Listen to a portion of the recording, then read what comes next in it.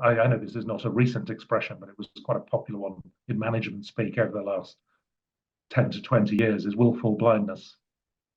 So you know you've got a problem because it's been pointed out to you many times. Your communities are telling you they don't trust you, they're not confident in you, and that's because you are prejudiced towards them. Your data shows you are completely disproportionate in lots of the things you do, internally as well as externally. You know, you don't recruit, you don't promote, you don't retain enough people of colour or enough women. So this is a much wider prejudicial issue. When they complain or when they make a mistake, the organisation comes down on them like a ton of bricks, completely disproportionately compared to their white male colleagues. That data is there.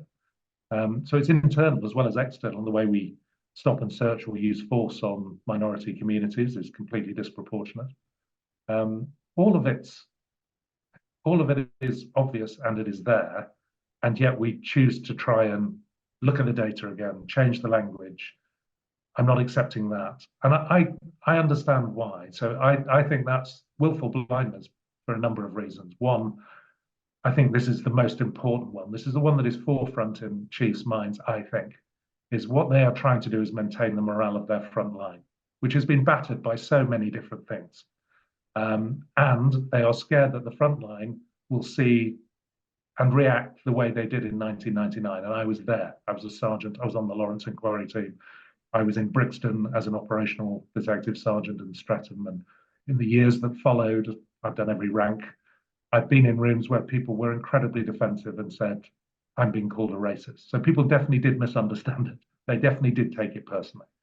That was 1999. I think the workforce is more educated to this issue because we've had 30 years in society of it. I think we underestimate the brightness of our workforce. I think it's possible for us to explain it, but you can't just go out and say it, as unfortunately I'm doing now, and then expect your workforce not to get defensive about it. So leadership is explaining it. And I think it's weak leadership not to explain it, because what you're doing is you're putting the feelings of your frontline before the feelings of the public who've lost trust and confidence in you. That is inward looking, and it is selfish, and it's narrow, and you're not going to win the trust and confidence back from people who don't like you by pandering to what you think might be a hostile reaction from your front line.